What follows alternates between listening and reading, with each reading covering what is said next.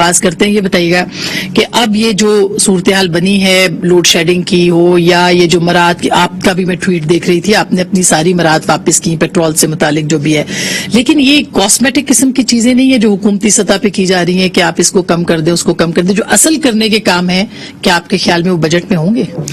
بسم اللہ الرحمن الرحیم. بہت شکریہ اسما. آپ تو یہ کہہ رہی ہیں کہ حکومت کاسمیٹک اقدامات کر رہی ہے، لیکن مجھے تو کاسمیٹک اقدامات بھی نظر نہیں آ رہے.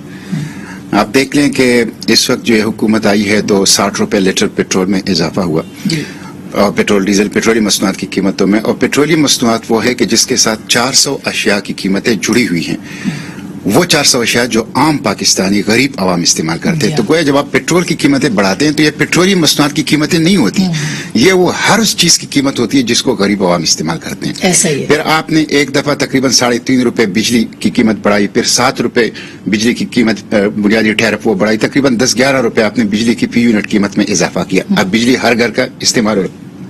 پھر کچھ چیزیں ایسی ہیں جیسے ہم پیٹرولی مصنوعات چلو ہم امپورٹ کرتے ہیں، امپورٹ بل ہمارا بہت بڑا ہے. کچھ چیزیں ایسی جو ہمارے لوکل پروڈکٹ ہے، مثلا گیس پاکستان امپورٹ نہیں کرتا سوائے دسمبر جنوری کے جب ہمیں بہت زیادہ شدید ضرورت ہوتی ہے. ان حالات میں گیس امپورٹ نہیں ہو رہا. پھر اسی طرح آپ دیکھ لیں کہ آٹا، یعنی 20 کلو تیلے کا جو قیمت ہے اس میں 300 روپے گزشتہ ایک ہفتے کے اندر اضافہ ہوا ہے. 20 کلو تیلے میں 300 روپے کا اضافہ ہوا ہے. سی پی آئی انڈیکس جو ہے کنزیومر پرائس انڈیکس، وہ اس وقت 13.3% سے زیادہ ہے. پھر آپ دیکھ لیں کہ جو آپ کے جو پیرشیبل آئٹمز ہیں ان کی مہنگائی بہت زیادہ ہے. جو فوڈ آئٹمز ہیں جس کو غریب عوام استعمال کرتے ہیں ان کی مہنگائی بہت زیادہ ہے. تو مجھے تو کوئی یعنی ایک تو یہ ہے کہ چلو پیٹرولیم مصنوعات ہے، اس کا بھی میرے پاس ایک حل ہے، میں بتاؤں گا.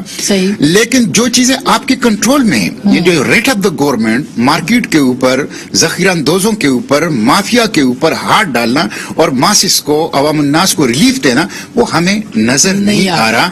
اور اس وقت سچی بات یہ ہے کہ عوام جو ہے وہ مہنگائی کی چکی میں بری طرح پس رہے ہیں. اور بالکل آپ نے جو ابتدا میں انٹرو دیا، اس وقت جو ہماری اشرافیہ ہے، میں تو یہ کہتا تھا، ہمارے عبدالقادر حسن صاحب مرحوم وہ کہا کرتے تھے کہ یہ اشرافیہ کے نام پر بدماشیاں ہے. اور میں نے سینٹ کے فلور پر بھی کہا یہ بدماشیاں یہ نا کہ آپ دیکھیں کہ آپ کے ٹیکسوں کا جو پورا کلیکشن ہوتی ہے اس کے آدھے ٹیکس مراعات میں ان کے پاس چلے جاتے ہیں. اب آپ دیکھیں، آپ نے کبھی یہاں پہ غریب آدمی اگر بجلی کا بل نہ دے تو اس کا میٹر بھی غائب، وہ بھی حوالات کے اندر.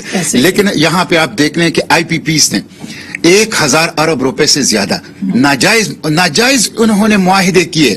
ثابت ہو گیا، سینٹ کی سٹینڈنگ کمیٹی نے ثابت کی ہے کہ انہوں نے غلط اعداد و شمار دیے ہیں اور غلط معاہدے کیے ہیں. پیٹرولیم 500 ارب روپے، سریا مافیا، سیمنٹ مافیا، اسی طرح یہ سارے کن کے ساتھ محاسبہ ہوا؟ کسی کے ساتھ نہیں. پھر آپ دیکھیں کہ حکومت، گزشتہ حکومت نے اگر کوئی انسینٹیو دی ہے تو انہوں نے ایمنسٹی اسکیم کس کو دی؟